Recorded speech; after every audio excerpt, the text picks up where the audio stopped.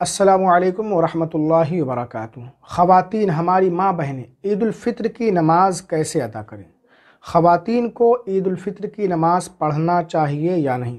अगर पढ़ना चाहिए तो किस तरह पढ़ें, और नहीं पढ़ना चाहिए तो क्यों? और ईद की नमाज़ की जगह कोई दूसरी नमाज़ पढ़ेंगी या फिर कोई नमाज़ नहीं पढ़ेंगी? इस तरह के बहुत सारे सवालात, कमेंट्स हमारे पास आ रहे हैं, और बहुत सी जगहों में हमारी माँ बहनें ईद उल फ़ित्र और ईद उल अज़हा की नमाज़ पढ़ती भी हैं। कुछ ख़वातीन तो अपनी अलग जमात कर लेती हैं और जमात के साथ पढ़ती हैं, और कुछ जगहों पर अपने घरों में अकेले अकेले ईद की नमाज़ वो अदा कर लेती हैं, और वो ये ख़याल करती हैं, ये सोचती हैं कि अगर हम ईद की नमाज़ नहीं पढ़ेंगे तो हमें गुनाह होगा। तो क्या ख़वातीन का, औरतों का ईद की नमाज़ अदा करना सही है या नहीं? हमारी माँ बहनों के लिए इन बातों का जानना बहुत ज़रूरी है।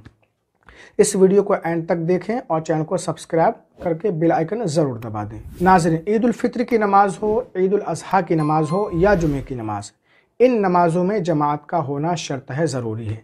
यानी इमाम के अलावा कम अज़ कम 3 लोगों का होना ज़रूरी है। और ख़वातीन को जमात के साथ नमाज़ पढ़ने के लिए मस्जिद में आना ये मकरूह तहरीमी है। अल्लाह के रसूल सल्लल्लाहु अलैहि वसल्लम के ज़माने में, दौर में ख़वातीन, औरतें मस्जिद में नमाज़ पढ़ने आती थीं, लेकिन वो ज़माना बहुत पाक साफ़ सुथरा ज़माना था। वही का नुज़ूल हो रहा था, इस्लामी अहकामात भी नाज़िल हो रहे थे, औरत की इज़्ज़त मुकम्मल तरीके से महफूज थी। लेकिन आज फितना व फ़साद का दौर है, हर तरफ बुराई बुराई है, औरत की इज़्ज़त बिल्कुल महफूज नहीं है। इसीलिए फ़ुक़हा किराम औरतों को मस्जिद या ईदगाह जाने से मना करते हैं। लिहाजा औरतों को मस्जिद में आकर बाजमात नमाज़ पढ़ने की हरगिज़ इजाज़त नहीं है। अब सवाल ये है कि ख़वातीन, औरतें मस्जिद या ईदगाह में जाकर ईद उल फ़ित्र, ईद उल अज़हा की नमाज़ अदा नहीं कर सकती, तो क्या वो ईद की नमाज़ घरों में अपनी अलग अलग जमात करके पढ़ेंगी या अकेले अकेले? ऐसे में वो क्या करें? तो इसका बहुत आसान और सीधा सा जवाब है कि ईद उल फ़ित्र की नमाज़ मर्दों पर वाजिब है, औरतों पर ईद की नमाज़ वाजिब नहीं है।